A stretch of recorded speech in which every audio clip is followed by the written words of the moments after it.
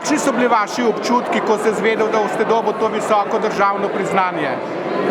Ja, vsak človek v prvi hip zelo začuden, potem pa počaščen, veliko mero ponosa, da narečem, da sem v zadnjih 3 tednih, ko je ta novica se obelodadila, sem bil praktično v euforičnem razpoloženju.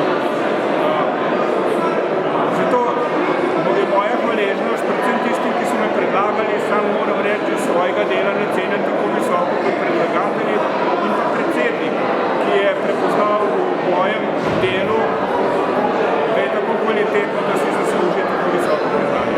Omenil ste, da se pogoji za delo društev precej spreminjajo. Ja, žal se pogoji za delo spreminjajo na slabše, kar ni dobro za družbo. Namreč znano je, da se v društvih blažijo socialne, psihološke in pa ekonomske razlike.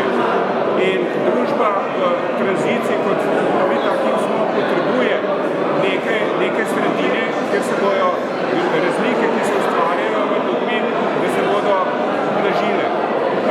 Pri nas je pa za Slovenijo pa še ena značilnost, da politika običajno razdvaja ljudi, medtem ko jih pa gasilska, športna, kulturna, pa tudi planinska društva pa zbližujejo in združujejo. No, to je pa tista pozitivna, dobra plat tega planinskega oziroma planinskih društev, ne?